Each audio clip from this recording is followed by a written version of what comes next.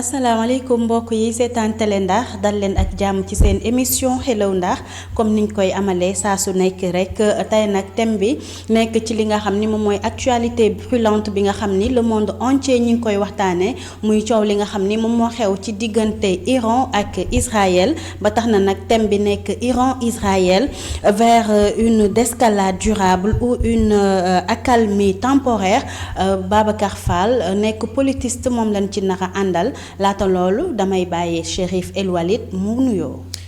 Binta Diop maa ngi lay nuyu di la ziar bu baax a baax di nuyu itam mboolem ñi nga xam ni jamono ji tembe ñu ngi ñuy bàyyi xel ci Télé Ndar la télé des grands événements rawatina nag ci émission bi ñuy duppee Hello Ndar dañu koy amal bés bu yàlla sàkk. merci beaucoup Chérif El Walid Babacar salaamaaleykum. maaleykum salaam Binta maa ngi lay nuyu. Chérif maa ngi lay nuyu di nuyu aussi téléspectateurs yi ñuy seetaan si Hello Ndar. merci beaucoup Babacar dalal jàmm ci sa kër Télé Ndar Chérif El Walid ñu daal di koy door ak li nga xam ni moom moo di xibaar yi nga xam ni daal di nañu fi jot a ruus ñu daal di koy dooree fii ci diwaanu Ndar Géej niki démb ci àllarba ji yamoo ko ñaar fukki fan ak juróom ci weer wi ñu nekk ki nga xam ni moom moo di madame Marie Khone Faye moom nag ñëwoon na fii ci Ndar Géej ngir def rek ab tukkib nemmeeku ma bàyyi la rek nga daal di xuus ci wàllu woowu. noonu la demee moom première dame di Marie Khone Faye mu ngi woon niki démb fii ci Ndar moom nag ci ndorteel gi daal dina dem fi nga xam ni moom moo di Ngalel daal di fa tam nemmeeku ay xel yu jigéen ñu jàng école naka noonu itam def na ko foofu ci lycée technique André Pétavin tam def ko fi nga xam ne moom moo di Ahmed Fall waaye itam daal dina jaar ci centre professionnel yi daal di waxtaan ak xale jigéen ñi waaye lu mu fa yëkkat rek loo xam ne mën nañ ko jàpp Binta mooy ni rek ne xale jigéen ñi nañ leen daal di scolariser jàngal leen ndaxte Ndar nekk na dëkk boo xam ne daanaka intellectuel yi daanaka fii ci biir réew ñëpp fii la ñu daal di soqeeku loolu nag mu ngi duggoon rek ci tournée bi nga xam ni jëmoon na ci wàllum tournée nationale ci wàllum hygiène menstruelle kon moom Marie Khone Faye daal dina rek rafetlu bu baax a baax ndong yi fii ci Ndar waaye itam am na ñeneen ñoo xam ne dañ leen daal di primé. ab mbiccoo ko mbaaloo daal di dox ci diggante ñi nga xam ni ñoom ñooy liggéeyee ci wàllum yoon ak ñi nga xam ni ñoom ñoo di état bi ba tax na sax ñoom ñooñee nag ñu ne rek dañuy daal di topp ab grève bi nga xam ni dooroon nañ ko ki nga xam ni moom moo di maître Mamadou Ndiaye greffier moom daal di na ci yéey yàbbi lu am solo Chérif El Walid. ñoom nag mer ba futt lañu def Binta ndaxte ñoom ñi nga xam ni ñoom ñooy yëngu ci wàllum justice maanaam ñu boot ci kuréel yi ñu duppee juste ak UNTJ ñoom ñëpp daanaka 48 heures ngi nii wala sax juróom-ñetti fan a ngi nii daanaka liggéeyuñu benn yoon li ko waral mooy nee nañu ki nga xam ne moom moo di seen jëwrin moom moo saafrul seeni jafe-jafe ñoom nag nee nañ tamit yokkaat nañ ci yeneen 48 heures yoo xam ne daal dinañ ko banque seeni yoxob ñu ban liggéey ndaxte nee nañ boobu ba léegi daanaka autorité yi amul kenn koo xam ne daal dina ci yëy yàbb ci bileem biir ndaxte tam jafe-jafe yi bëri na jamono ji ci biir këru ko liggéeykaay yëngu ci wàllum justice ni nga ko waxee sànq kii di Mamadou Ndiaye moo yore woon seen kaddu ne daal fi mu nekk nii tant que nguur gi yëkkati ay kaddu wala sax saafar seen i jafe-jafe ñoom danañu wéyali wala sax danañ delloo buum ca boy boy ko. waaw kay Chérif El Walid conseil pour l'observation des règles d'éthique et déontologie correcte moom nag daal di nay lem ay kaakaam ndax rek dafa am ay jafe-jafe ngir wéyal li nga xam ni moom moo di liggéeyam. voilà jafe-jafe yi leer nañ li ko waral rek mooy toog nañu fukki fan ak ñeent ci ay weer daanaka jotuñu benn weccit boo xam ne dugg na seeni kafaka loolu moo leen métti nag ñu daal di rek tëj kër googu di correct moom nag yi yëngu ci wàllum éthique ak déontologie lu nag daanaka di aar lii di woy taskatu xibaar yi ñoom nag nee nañu mëntuñu génne benn dépense waaye tam mëntuñu fay ñi nga xam ne ñoom ñoo di employé yu fay xëy si bés bu yàlla sax loolu sabab nag ñu daal di rek jël ab recul daal di tëj ci bureau yi loolee nag suñu sukkandiku rek ci ki nga xam ni moom moo yore seeni communication di Nina Penda Faye moom moo biral bile xibaar. Makary Camara nekk fële ca diwaanu Cameroun autant pour moi Maroc jóge fii ci Sénégal moom moomee nag dafa réeroon te sax ñu daal di koy gis mu ñàkk bakkanam El Walid nga xuus ci loolu. moom nag ni nga ko waxee rek noonu la Makary Camara moom nag di ab doomu réewu Sénégal moom nag atam toll ci fanweeri fan ak ñaar moom la ñu daal di fekk mu daal di dëddu maanaam ñàkk bakkanam ci àllarba ji ñu génn foofee ca benn plage bu nekk foofee ca Maroc. loole nag ginnaaw sax bu mu réeroon rek cay fan mu ñu daal di rek gis lu ni mel ndax nag jamono ji njabootam maanaam ay famille am daanaka njaqare la ñu nekk ñoom lenn rek la ñu daal di bëgg jamono ji tembe mooy gouvernement bu Sénégal ak gouvernement bu Maroc ñu daal di lëkkaloo seen doole ñu daal di def seen kémt lay kattan ba daal di xam lan moo sabab ñàkku ko àdduna ndaw si lee di Makary Camara kon loole nag luy muy firndeel rek mooy ne jamono ji daanaka Sénégalais lu ñu leen di boom ci bitim réew daanaka xaw na bari loolu nañ bëgg rek mooy leeraange am ca Binta. jërëjëf Chérif El Walid xibaar yi jukki nga ko ci ni mu gën a leeree xam naa ne rek ñu daal di ci taxaw tuuti laata ñuy dugg dëgg-dëgg ci li nga xam ni moom moo di suñu waxtaanu bés bi Khalifa Babacar information yi ñi ngi noonu ñu bàyyi la rek nga daal di ci sànni asbaat. waaw Binta maa ngi lay fay bu baax information yi moo xam naa li ñu ci gën a amal solo mooy wax nga ko léegi mooy li nga mujj wax sax li nga xamante ni sénégalais yu bëri à l'extérieur ñoo ngi am problème soit da leen di rey wala soit da leen di sonal. donc gouvernement bi war na si jël ay matuwaay yi nga xamante ni diplomatie bi war na si jël ay matuwaay yi nga xamante ni sénégalais yi nekk extérieur. ñu mën leen protéger. beneen bi mooy wax nga grève bi am au niveau ci justice. loolu presque depuis 2 ans yàgg na grève bi yàgg na trop te am na impact bu nga xamante ni moo ngi koy def. parce que population yi dañuy soxla ay papiers. au niveau tribunal. mais duñ ko mën a am. donc état war na toog waxtaan ñoom tamit ñu xool li nga xamante ni parce que suñu situation économique peut-être difficile na mais nan toog état bi xool li mu mën a def mu def ko ñee tamit ñi dawal compréhension xool li nga xamante ni mooy li raisonnable. parce que ñun ñii rek ñoo siy impacté wu. ñun population lambda ñoo siy impacté wu. dëgg la loolu am na solo loolu nekkoon seen première partie wu Hello Ndar thème bi nag nekk Iran Israël vers une escalade durable ou une accalmie temporaire Babacar nan nga gisee tolluwaayu réew mi tolluwaayu àdduna ci diggante Israël ak Iran laata ñuy dugg carrément ci li nga xam ne moom moo di question yi. waaw effectivement depuis 12 jours 12 à 13 jours. ñun ñëpp seetaan nañu suivre nañu information yi entre Israël Iran. des fois loxo États-Unis dugg si. ñëpp seetaan nañu ko. am nañ si nag sunu gis-gis. am nañ si sunu gis-gis. mais di wax ni rek affaire bi commencé wul tey. loolu fekk affaire bi commencé wul tey dafa am fa nga xam te ni fa la commencé. et loolu mën nañu xuus suñu xuusee dem en 1948. xam nga si la état Israël taxaw. avec résolution Nations Unies. 1948 bi mu rombee 1950 boobu Iran si boppam ak Israël ay partenaires la noonu. Iran bokk na si mooy 2e pays en majorité musulman bu njëkk reconnaître Israël comme état en 1950 mais boobu. Iran par exemple ki fa nekkoon wala buur bi fa nekkoon. parce que monarque ba fa nekkoon mu ngi tuddoon Shah moom c'était pro-occidentaux. léegi moom Shah la tuddoon soo xoolee en 1950 si la ñu reconnaître état Israël donc 1953 aussi ñoom tamit seen i demalante commencé nañu di demalante. Israël Iran am na fa kii comment dirais-je am na fa ambassade donc 1953 soo xoolee bokk na ci période boobu aussi. États-Unis jàppale na nguur ga fa nekk parce que moment boobu noonu premier ministre moo ëppoon doole. fexe na ba Shah gën a am doole au niveau de Iran. mais basculement dafa am en 1979.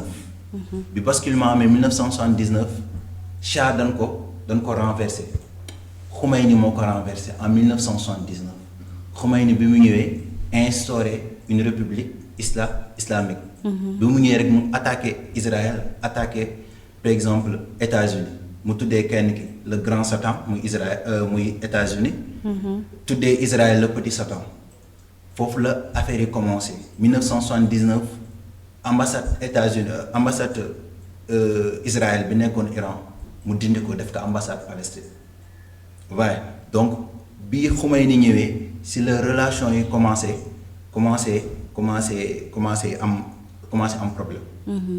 Néanmoins ay année 1980 bi invention Irak bi ñëwee envahir Iran Israël soutenir woon na Iran ci ay armes effectivement ay armes ak yooyu mais li gën a bi ñu demee ba 1988 Israël dafa attaqué sud du Liban et sud du Liban dafa am minorités yi fa nekk yoo xam te ne ay musulmans chiites la donc Iran fa la demee jàppale. muy Hezbollah. Si la jàppale Liban. créer Hezbollah. waaye si la jàppale Liban créer Hezbollah. donc Hezbollah jàkkaarloo Israël. donc Israël xam ne instant bi Iran menace la si sous-région bi ñu jugee si année boobu. ñu jugee si dans les années 2000 Iran commencé def lancement nucléaire. ñu defee lancement nucléaire. Israël def pression au niveau international c'était en 1995 def pression pour ñi sanctionner Iran. donc depuis lors Iran nag di def guerre par proxy c'est-à-dire créer Hezbollah créer Hamas dem Syrie soutenir Bachar al-Assad ak Yémen loolu tudd guerre de proxy pour encercler Israël pour mën ko détruire. donc fa la commencé mais impact bi njëkk am mooy. avril 2024. Israël moo attaqué ambassade Iran fay sa Damas ba rey fa nit donc foofu la conflit bi commencé Iran riposté donc après 6 juin bi. ci la affaire yi commencé waat parce que Israël dafa ni Iran waroo am bombe waroo am arme nucléaire donc. en grosso modo historicité bi nii la demee. historicité bi nii la demee. d'accord maintenant coow li jolli woon loolu ñoom ñaar seen diggante ba sax ay gaañ nit ak ay faat bakkan am ci ay missiles yu ñu doon lancé ak sax ñoo xamante ni si dañ leen doon yónni ñuy spionné loolu nekkoon lu metti ba tey ñu cessé le feu jéem a séq jàmm ak salaam xam naa ne régie bu vidéo ki nga xam ne moom mooy di président Trump yembee rek nga daal di ñu koy dugalal ci. li nga xamante ni si yëkkati na ko ci cessez-le-feu bi nga xam ne mi ngi koy doon dox ci diggante Iran ak Israël voilà mi ngi noonu Babacar cessez-le-feu boobu nag ñu ma la ciy laaj voilà mi ngi noonu.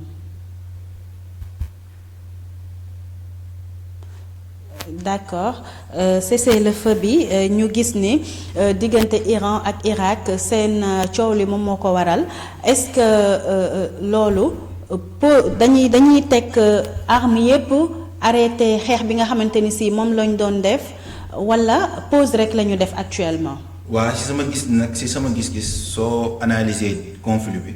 pour wane ni déjà conflit bi yàgg na.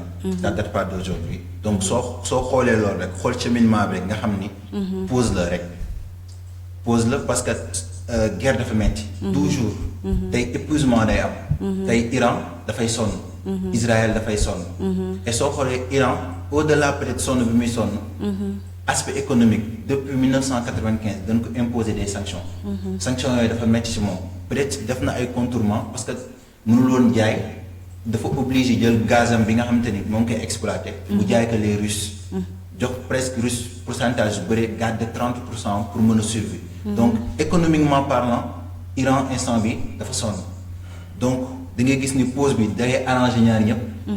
mais dama gis ni Israël ak États-Unis moom bàyyiwul man si sama gis-gis moom. bàyyiwul ku ne day dem sa ginnaaw gën a defaruwaat. defaraat armes yi xaalis yi génnaat stratégie yi. après.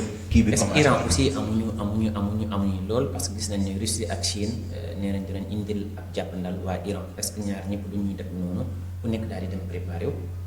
waaw loolu mën na ne parce que soo xoolee tey si cessez-le-feu bi ñoom dañ si joué Iran Turquie da si jouer Russie da si jouer Chine da si jouer Qatar da si jouer Russie dafa menacé ni Israël su arrêté wul attaque yi dina envoyer Iran ay missiles S-500 nga gis ni Chine tamit dafa menacé Chine tamit moom envoyé na ay antimissile waaye dafa ni dinaa la envoyé antimissile mais pour l'instant da ngay def trêve nga gis ni aussi Qatar moo ngi si parce que soo xoolee 5% aide bu bëri biy dem Gaza li si bëri si Qatar la jógee Qatar mooy financé loolu donc dugal na xaalisam pour gars yi mën a def trêve nga xamante ne soo xoolee fan yi si passé gis nga benn bateau aide dugg na Gaza donc nga gis ni am na ñuy waxtaan si suuf même Turquie gars yi nga waxtaan si suuf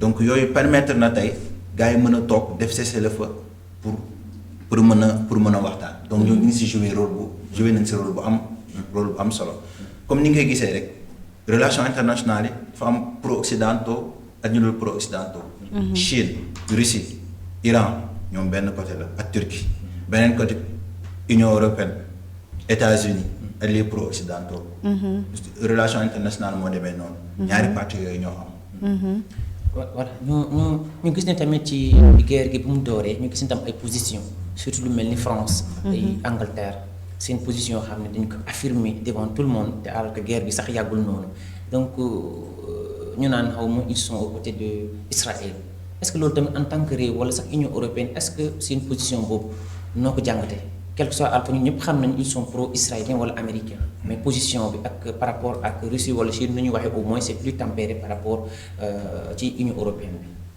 waaw effectivement comme ni mu koy waxee rek gis nga relation internationale relation état yi dafa nekk une relation déjà conflictuelle mais dafa nekk une relation bi nga xam dafa nekk benn relation bi nga xamante ni ku ne nga xool sa intérêt parce que tey sooy analyser relations internationales ñun suñuy analyser les relations internationales on se base essentiellement sur des théories des relations internationales et suñu invoquer les théories des relations internationales am na par exemple le libéralisme moom moo ëmb mondialisation globalisation il suppose que par exemple l'État n'est pas l'acteur central des relations internationales parce qu'il y a les organisations internationales comme ONU etc. mais su ñu ñëwee ci la vision des réalistes le système international est anarchique il y a pas une entité supra-étatique bu mën a peser donc du moment où il y a pas une entité supra-étatique donc état yi dañuy fexe ba am puissance état yi dañuy fexe te suñu xoolee puissance ñaar la dafa am hard power am soft power donc soft power mooy la diplomatie les relations internationales wala les relations par exemple bilatérales sur le plan économique etc.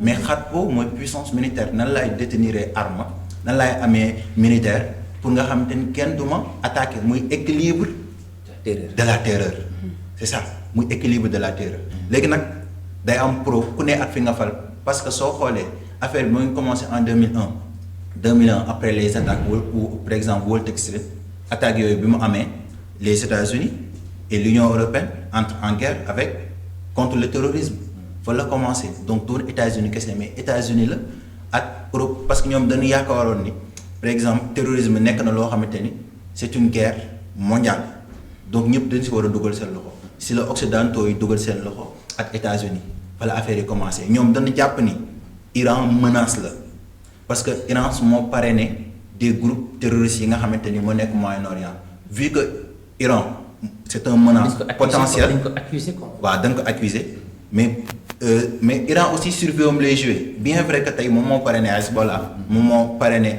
Hamas la nekkoon Syrie aussi les Houthis sa Yémen donc yépp moo leen parrainé donc dañ gis ni ñoom menace la dañ gis ni aussi Iran su déteniree bombe atomique bi donc menace la si ñoom menace la si Israël moo tax ñoom parti boobu lan fa ñoom ils sont cohérents si seen si le nekk ils sont cohérents donc relation internationale moo demee noonu soo xoolee pro-occidentaux yëpp sont contre Iran parce que dana sax contre régime islamique bi si boppam lañu contre pour ñoom démocratie c'est le mot islamique qui dérange parfois.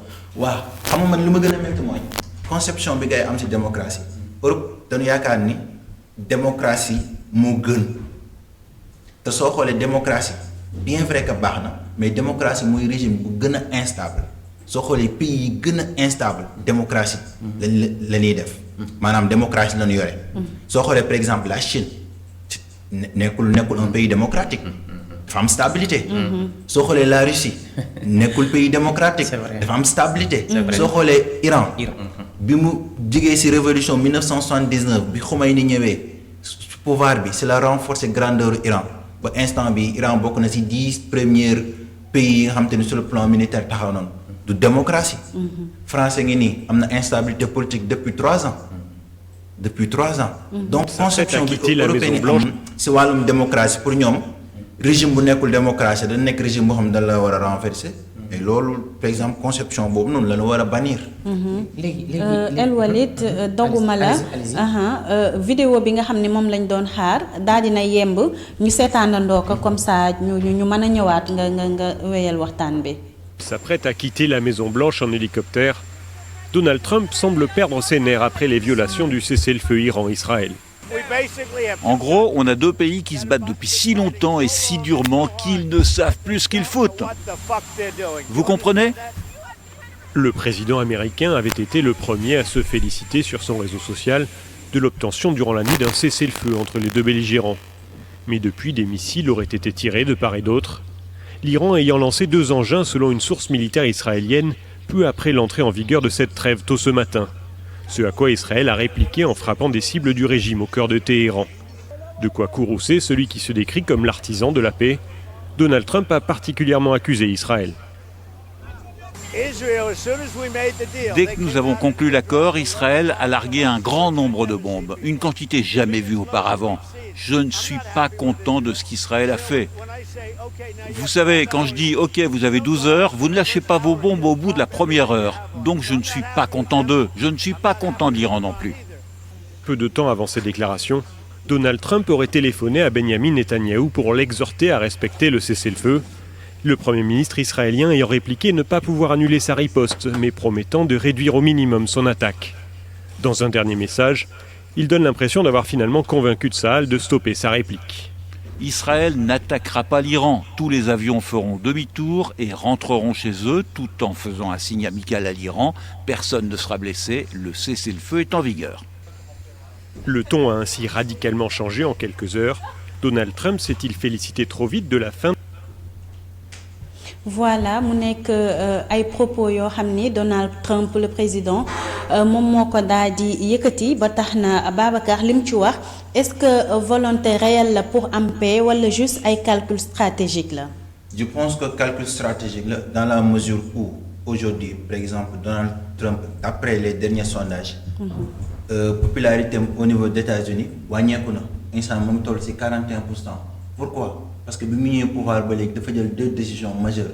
Première décision bi mooy les tarifs maanaam guerre bi mu def moom ak Chine dafa coûter États-Unis xaalis bu bëri.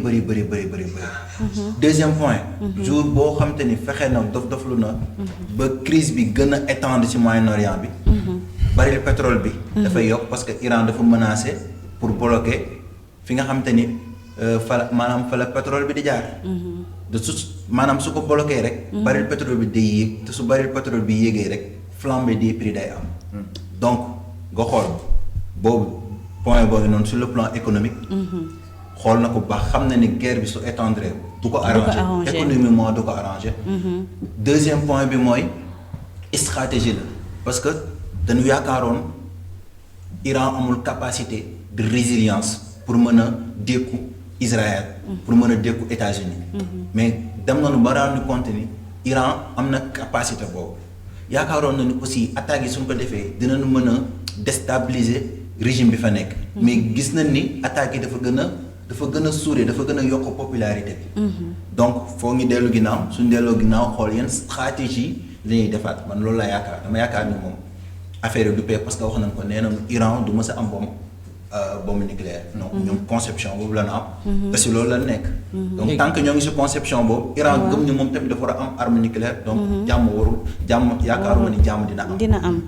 léegi man dama bëggoon aborder d'abord ci discours Donald Trump ñu bëri gis nañ ni. moom wax ko xeet lay def maanaam lu mu waxoon démb. su añee tey wala ndekki bu neex daf yëfu caameen day waxaat leneen est-ce que loolu tamit lan lay firi est-ce que nekkul dañu nekk en connivence avec Israël ñu bëgg def genre ni voilà Trump il est avec tout le monde voilà di woote jàmm alors que mu ngi ci côté Israël. effectivement gis nga dama koy wax souvent relation internationale moo compliqué moo complexe. gis nga waxoon naa la am na benn moment Iran ak Israël ak États-Unis lëkkaloo woon nañu woon et man am na benn question boo xam te ni poussé na ma mooy États-Unis fi ñu toll ci renseignement ñu dem bombarder 3 centres nucléaires sachant que ni Iran à l'avance dindi woon na lépp luy installation bi ñoom xam nañ ko mais lan moo taxoon ñu attaque li ñuy attaqué simulation pour simulation. Iran aussi tontu na mais avant mu doon attaqué base u États-Unis bi nekk fële Qatar da ko wax à l'avance te missiles yi dañ ko intercepté donc lan lañ jublu woon ci ñaar yooyu noonu lan lañ jublu woon ci loolu tam question la mais comme ni nga ko waxee rek Israël États-Unis ko parrainé noonu la demee Iran aussi Russie ko parrainé même si discrètement la mais Russie la soo xoolee en 2016 bëggoon nañu daaneel Erdogan defoon nañu ko coup d'état en 2016 coup d'état yi ñu ko jàppale les pro-occidentaux les États-Unis yoo jàppale woon gars yi pour mën def coup d'état Erdogan mais lan moo tax coup d'état boobu noonu antuwul les renseignements russes ñoo tax ba 2016 Erdogan kenn daaneelu ko wane la même si la Russie amul influence directe et day def benn influence indirecte États-Unis xëy na peut-être moom dafa fësal loolu la rek. mais gis nañ tamit en général alliés chinois yi wala alliés russes en général bëri na lu ñuy am défaite parce que gis nañ fi Syrie armée russe daal di war a déployer pour daal di jàppale Bachar al-Assad mais teewul ne gars yi dañuy fokkati nguur gi ñu gis ne tamit jamono ji nga xam ni Russie mu ngi attaqué Ukraine gis nañ ne automatiquement les Iraniens ont envoyé des militaires pour combattre aux côtés de la Russie te gis nañ ni au côté fekkee ne côté iranien affaire bi day yéex mais su fekkee ne iranien moom mooy jàppale russe wala chinois ñoom dañuy déployer automatiquement les hommes sur le terrain léegi loolu lu muy signifie. loolu diplomatie la rek gis nga relation internationale. di naan les états n'ont pas d'amis ils n'ont que les intérêts à défendre. et pays bu ne mooy xool diplomatie am xëy na Russie jàpp na ni bon day def benn diplomatie bu discret fait mais moo ngi jàppale Iran mais discrètement et Iran l'a voulu Iran par exemple dafa bëggoon wan ni monde bi moom am na ay capacité de résilience sans ses alliés pour faire face. loolu tamit option la bi nga xamante ni. Iran da ko def. mais instant bi aussi Russie dafay en train maanaam di jouer ay cartam soo xoolee fay sa mook Russie ak Ukraine day commencer di jouer foofu cartam gisoo instant bi Donald Trump sax wax donc xamul lu xew sax ci suuf. donc am na yoo xamante ni day xew ci suuf ci coulisses yi. mais option la ci état bi nga xamante ni. am na état yoo xam ne dañuy jàppale mais discrètement en fait. discrètement Iran soo xoolee jàppale na gars yi drone yi da leen di fournir drone donc xëy na vision la xëy na option la ba nga xamante ni pays yooyu jël nañ ko. waaw. léegi ñu gis ni Donald Trump mi ngi joxoñ baaraam ñi nga xam ne ñoom ñoo di waa Israël ba sax mu naan monsieur Netanyahu na bàyyi yi muy def par exemple na respecter li nga xamante ni si moom moo di cessez-le-feu bi te boo xoolee en général Netanyahu de temps en temps day génn naan Iran d'ici 2 semaines wala d'ici 3 semaines mu pare bombe atomique bi nga xam ni moom lay nekk di defar. Donald Trump moom day théâtre rek léegi avant ma doon ñëw rek laa suivre benn information parce que. Netanyahu moom dañ ko war a àtte en lundi. waaw. mais en tant que président des États-Unis mu génn. ni waaw justice bi kenn war ko àtte. parce que moom héros la. instant bi fi Israël toll ak guerre bi waruñu ko kii justice bi dafa war a teg lépp ci suuf. waruñu ko tal loolu ingérence la fait. les États-Unis dañu yaakaar ni seen hégémonie bi na amoon. il y a 20 ans wala 30 ans de cela. dañu yaakaar loolu lañu am ba léegi te soo xoolee dernières 10 années yi mujj yi nii. États-Unis dafa perdre hégémonie sur le plan diplomatie.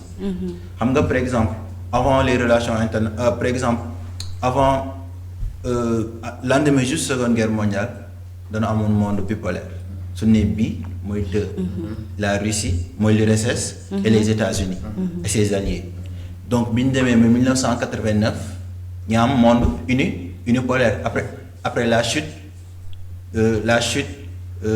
par exemple de l'URSS 1989 ñu am un monde unipolaire États-Unis kese nekk superpuissance juste après 2001 après attentat yi on assiste ñu dem ci benn monde multipolaire. Pourquoi monde multipolaire? Parce qu'il y a l'émergence des autres pays, il y a l'émergence des autres puissances comme le BRICS, c'est-à-dire la Chine, Russie, Brésil, etc. Émergence boobu noonu moo commencé léegi nag relation internationale bi dafa commencé di jouer parce que dafa am puissance yi nga xamante ne dañuy émerger donc Donald Trump loolu lay nekk di jouer mais diplomatie États-Unis ces 10 dernières années moom que ce soit ci camp démocratique at bi mu ñëwee ba léegi dafa wàññeeku carrément. et dafay jëm peser ci relation internationale de même que la France la France aussi diplomatie am da ko commencé perdre. effectivement. D'accord. Vas-y. léegi ci wàllum communication bi. ñun ñëpp gis nañ ni si vous me le permettrez la presse internationale je voulais dire ñu bëri seen communication soo xoolee Israël lañ ko gën a def. dès qu'on bombarde Tel Aviv ou bien dès qu'on bombarde benn dëkk ci biir Israël presque at mi yëpp journalistes yëpp ngi taxaw voilà on a bombardé on a fait alors que suñu bombardé Téhéran wala beneen dëkk doo ko gis kenn da ngay dégg doo gis sax image.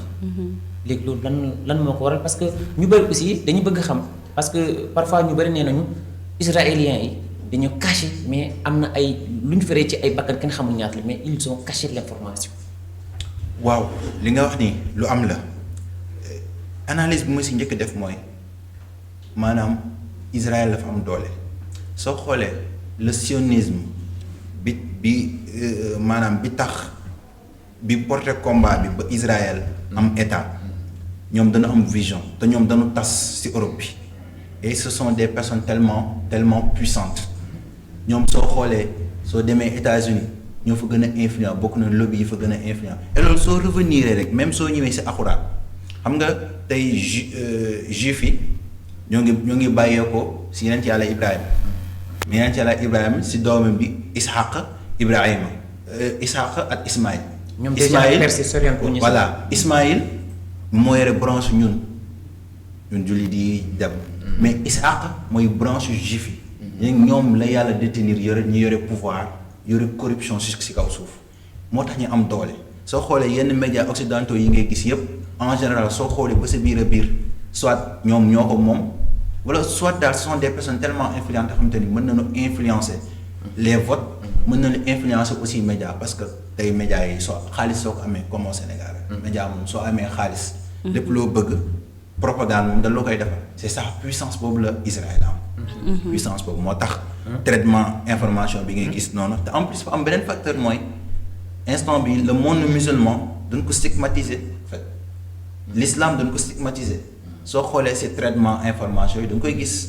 loolu moo am en fait. man li ma si gën a jaaxal mooy ne yow naka la ñu nekk ci guerre entre deux pays ba pare yow nga war a wax ci waxu bombardement ngay wax ci waxu on doit éliminer Ali Khamenei on doit changer le régime iranien c'est-à-dire man am na loolu moom mooy def cas ci loolu. gis nga loolu yàgg na pro-occidentaux yàgg nañ koy def soo xoolee Irak Afghanistan Syrie Libye ñu ko def. occidentaux yi la ñoom ñoo dem envahir Afghanistan envahir Irak rey Saddam ñoom ñoo dem attaquer Libye rey ko te soo xoolee bu ne def am conséquence. mais autrement dit ils n'ont jamais réussi la guerre. waaw c'est que di guerral ñi nga xamante ni dañu comme xam nu ma la koy mën a waxee dañu am gëm-gëm dañu am conviction dañ koy jàppee ni par exemple lii su ma ci deewee. jihad la wala lii di loolu moo metti par exemple Libye li xew Libye ñi rey Kadhafi moo topp Sahel bi yépp moo tax émergence du terrorisme bi yokku ba léegi Irak leen ko détruire moo tax par exemple nga gis ay émergence du Daesh ay mouvement terroriste yi mag ay Daesh ay état islamique comprendre da ngay yaakaar ne da ngay song lii leneen ñëwaat donc conséquences yooyu ñoom dañ ko war a xoolaat pour jàng si. mais ñoom dañ gis régime bu leen arrangé wul dañ koy daaneel. régime Kadhafi bi mu leen arrangé wul dañ ko daaneel. Saddam Hussein bi mu leen arrangé wul dañ ko daaneel. ak yeneen ak leneen ak leneen Bachar al-Assad a ngi nii def na lu ne mais Russie moo ko teewoon Russie moo fa nekkoon ba ni muy mujjee nii nguuram di daanu. dafa dem ba amatuloon soutien wu population. te soo xoolee ni jël pouvoir bi. Daesh la nekkoon. État islamique. ah Daesh ñi jël pouvoir bi instant bi Syrie Daesh la nekkoon. Ça c'est grave. waaw c'est tellement grave. en fait. wane la des fois par exemple occidentaux yi mën nañu jël benn parti pour xeex ak Iran financer loolu après kooku day ñëw. dal ci kawam. noonu la mel rek. kii wax na ko sax déjà Benjamin Netanyahu wax na ko keroog mu ngi déclaré nii l'opposition iranienne nañu soudé ñu nekk seen ginnaaw on va les aider on va nanga noonu imagine ça aussi.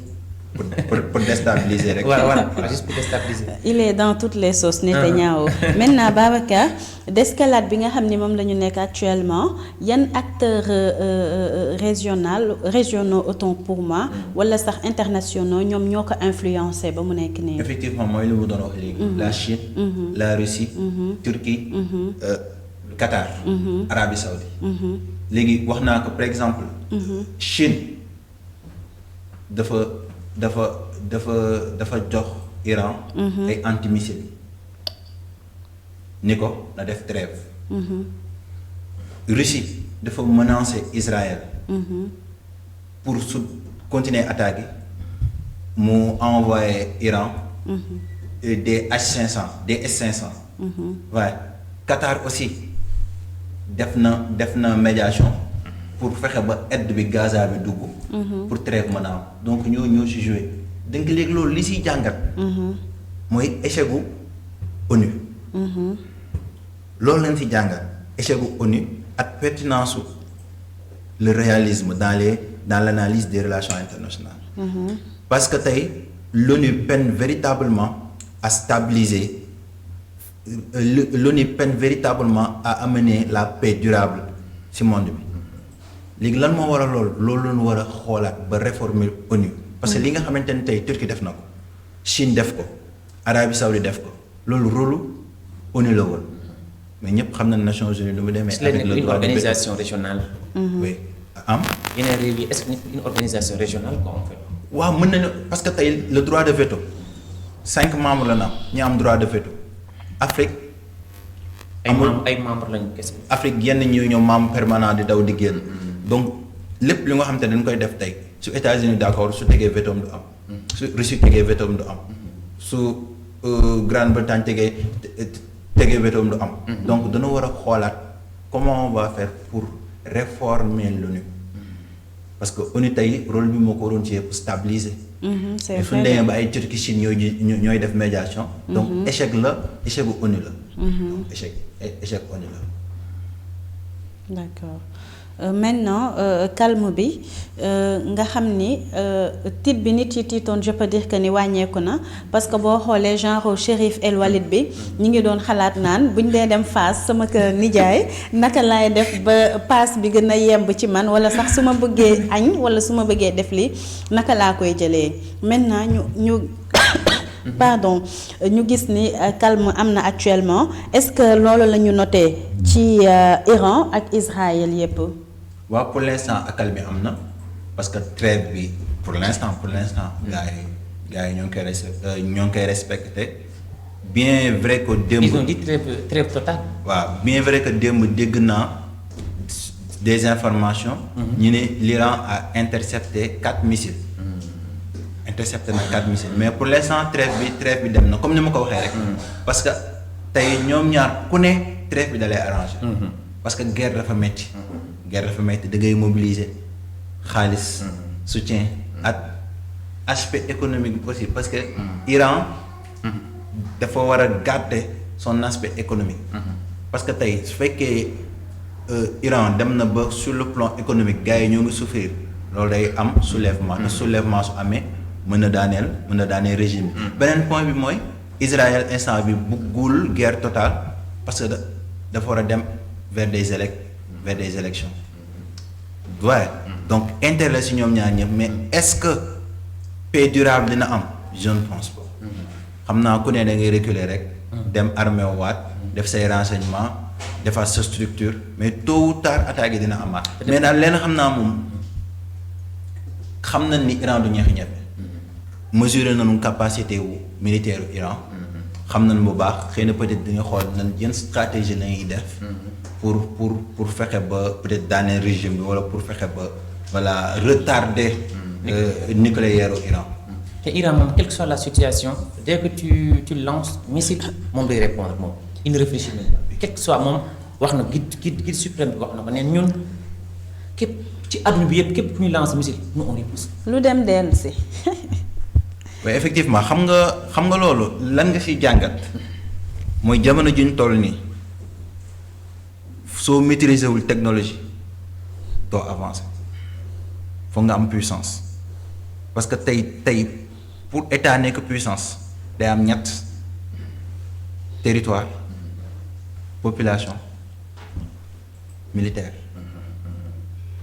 foog nga am territoire bu mag a mag soo amee territoire bu mag nga am population bu bëri soo amee population bu bëri nga am capacité militaire gis nga ñett yi mooy tax nit nekk puissance te soo xoolee instant bi Iran am na capacité militaire c'est avéré maintenant Iran aussi population am na ko parce que moo ëpp Israël foofu Iran aussi am na territoire léegi pour nga peser dans les relations internationales foog nga am capacité militaire foog nga développer ay armement mais foog nga dominer l'aspect technologie te l'aspect technologie boobu noonu soo xoolee moom la Chine dominer États-Unis avec Huawei soo xoolee premier mandat wu Donald Trump loolu la woon xeexal Chine yëpp système Huawei la parce que système Huawei dem na ba am doole parce que la Chine domine sur le plan technologique aujourd'hui avec l'intelligence artificielle et cetera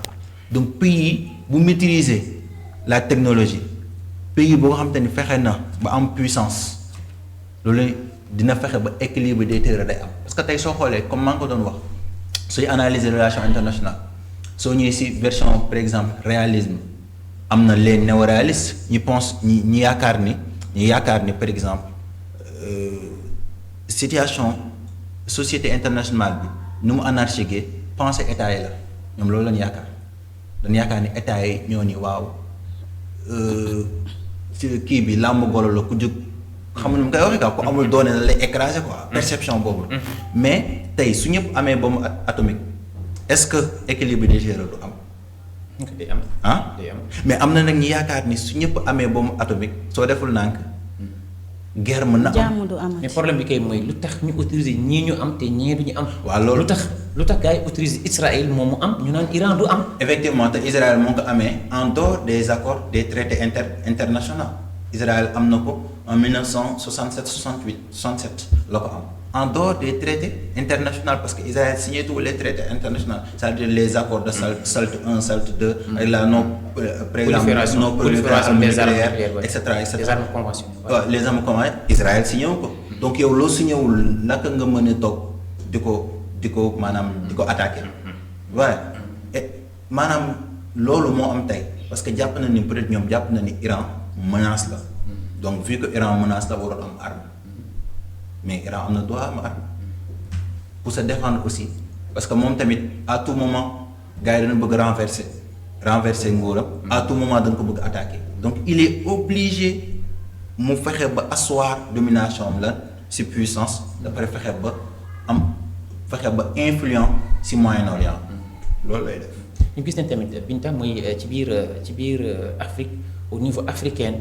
gis nañ ni benn pays Afrique du Sud laa gis moom mu ne il a rompu ses relations avec Israël mais au niveau africain gisuma keneen peut-être Sénégal tey lan moo waroon nekk position aussi ak lan moo mës a nekk position Sénégal ci conflit Israël souvent suy xeex.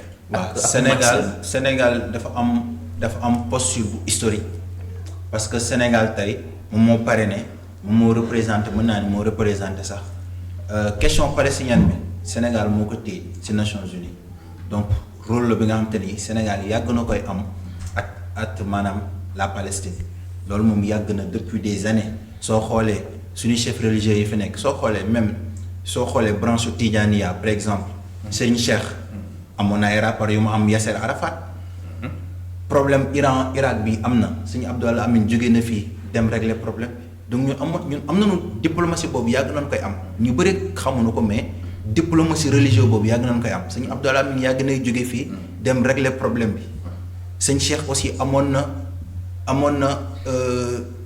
na kii at Yasser Arafat donc Sénégal yàgg nay soutenir Palestine loolu moom c'est vrai mais est-ce que Afrique dafa war a jël part ci guerre bu nu concerné wul est-ce que parce que yooyu ce sont des choix diplomatiques.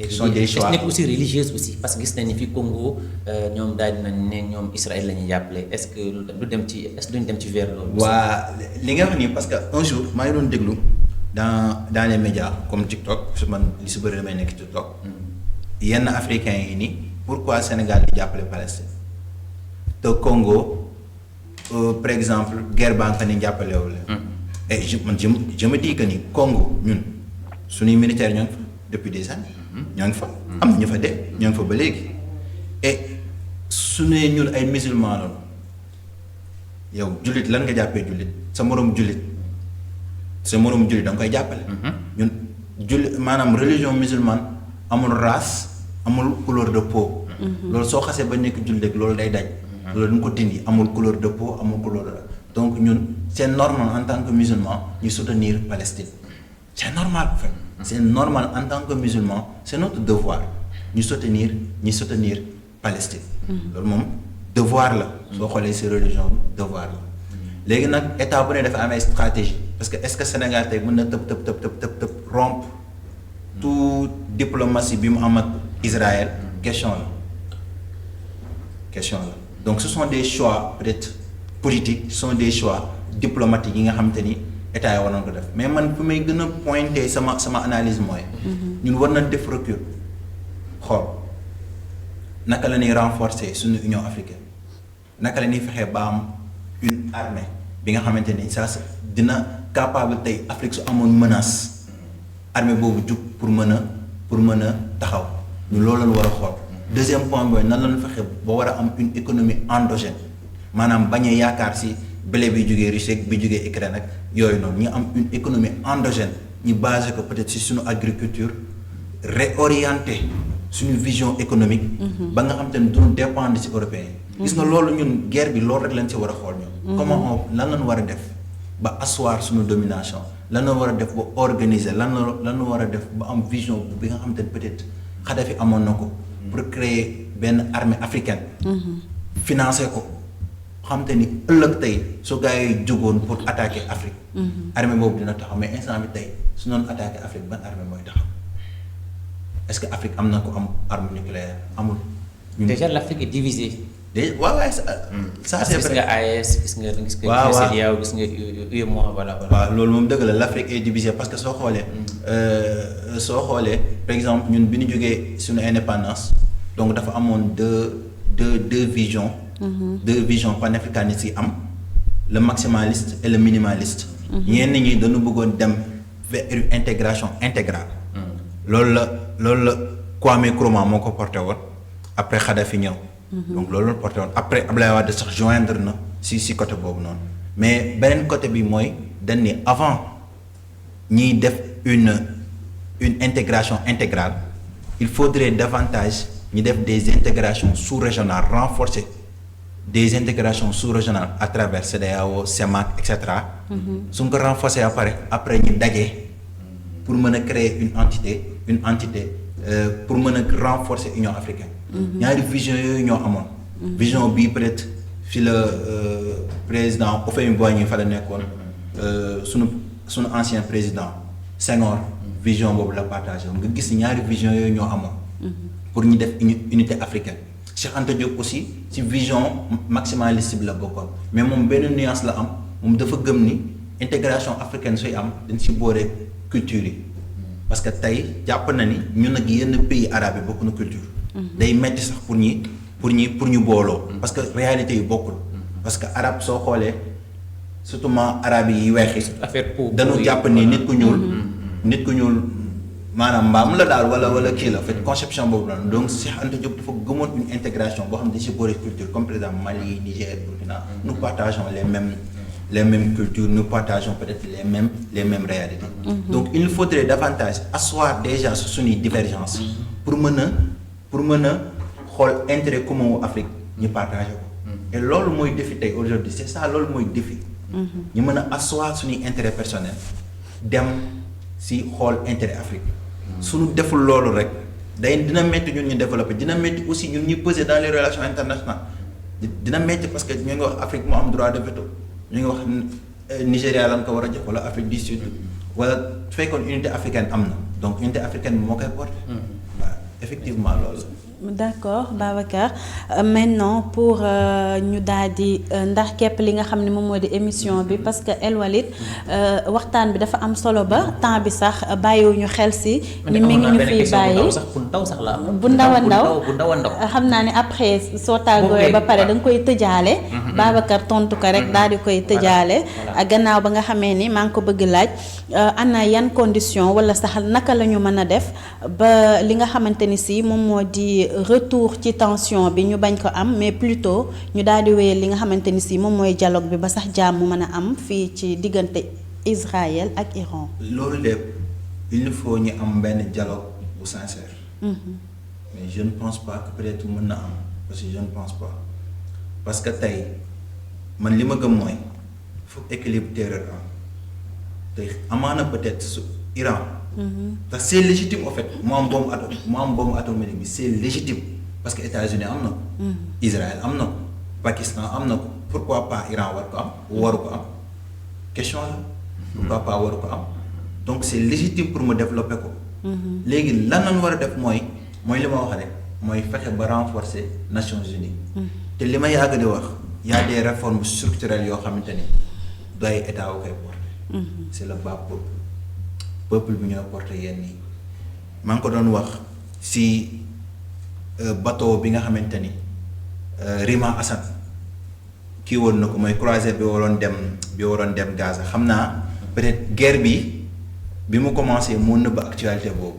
pour te dire que question palestinienne bi dañ dem ba état yi mënuñu ko régler population yi dugg si xoolee aujourd'hui la France day am pression si population yi. soo demee Espagne aussi noonu soo demee pays yu bëri gars yi ñoo ngi manifester te loolu fu mu commencé soo xoolee France université Sciences Po la commencé des étudiants en sciences politiques ñu nekk université Sciences Po ñu ko commencé pour jël question palestinienne bi c'est-à-dire que réforme yooyu noonu le bas peuple kese moo ko mën a def ñun ñoo ko mën a def parce que ñun ñoo mën a dicter ñun ñoo mën a def benn pression sur nos états et en retour. nos états dinañ fexe ba dem au niveau des Nations Unies ñu fexe am des réformes yoo xamante ni l'ONU va taper sur la table tant que amoon une structure supra-étatique bu nekk au-dessus des états ku ne lu la neex ngay def léegi loolu la ñu war a travailler pour xool comment on va faire Nations Unies jouer rôle et pour ça foog population bi le peuple les peuples ñu jouer seen rôle mettre la pression sur nos dirigeants pour ñu mën a toog retrouver paix parce que tey guerre bii nii arrangé wul kenn en fait Moyen-Orient bi arrangé wul kenn parce que pétrole bi su bëri fa lay jógee yenn gaz yi fa lay jógee donc arrangé wul kenn su duggee ñun ñëpp a siy perte que ce soit États-Unis Chine Russie ñun ñëpp a siy perte donc loo xam te ni ñun ñëpp a siy perte nag war nañu xool des voies et des moyens pour pouvoir essayer de résoudre ce problème là de manière diplomatique parce que soo xoolee guerre yi mën a am yëpp yi mës a am yëpp c'est pas la force qui l'a réglé c'est la diplomatie si waxtaan la diplomatie il faut que diplomatie bi jouer sa rôle. jouer son rôle sur ça. merci beaucoup Babacar Chérif El Walid ma bàyyi la rek nga daal di tàggatoo. waaw amul problème Binta jaajëf maa ngi lay jaajëfal bu baax a baax di jaajëfal tamit Babacar Fall. ci teew bi nga xam ni teew na ko fii ci télé Ndar la télé des grands événements. donc. di wax ni rek macha allah kontaan nañ bu baax a baax ci dalal gi nga xam ni dalal nañ ko. kon di leen jox di daje rek donc ba suba su neexee sunu borom ci beneen Xew Ndar su neexee sunu borom. voilà Chérif El Walid maa ngi excusé aussi sa question bi ki nga xam ne moo nekk régie mi ngi may bombardé ak ay messages nan ma Binta 1 heure de temps tu as dépassé les 1 heure maintenant Babacar Fall ma bàyyi la rek nga tàggatoo ak téléspectateurs yi. waaw di wax ni c'est un plaisir toujours ñëw fii partager plateau bi avec yow ak Chérif. Donc c'est toujours un plaisir pour mën a partager wax sunu réflexion wax sunu analyse. parce que àdduna moom noonu par exemple noonu lay demee. donc di am contenté bu baax. di remercier aussi ñu ñuy suivre parce que étudiants yi su bëree université bi ma ne. muy suivre lu bëri dañuy suivre samay actualité damay dox des fois ñu ne ma yow seetaan naa la déglu naa la donc maa ngi leen di remercier bu baax a baax. étudiants yi nekk université de Cheikh Ahmadou Kane maa ngi leen di remercier bu baax a baax. di remercier aussi téléspectateurs yi nga xamante ne ñoo ngi di suivre. D'accord, merci beaucoup Babacar Fall. Chers téléspectateurs de Télé Ndar TV loolu moo nekkoon seen émission Hello Ndar comme niñ koy defee saa su nekk nag thème tey jii nag thème bi nekkoon Iran-Israël vers une escalade durable ou une accalmie temporaire ñu dalaloon ci suñu politiste bi nga xam ni moom moo di Babacar Fall ki nga xam ni moom moo di Chérif El Walid sama confrère daal di may wéttali woon ci li nga xam ni moom moo di plateau bi Mounas Fall géré woon régie bi di leen sant di leen gërëm bu baax a baax ci topp bi ak wóolu bi ngeen wóolu Télé Ndar di leen jox dig daje ci suñu beneen numéro incha allah.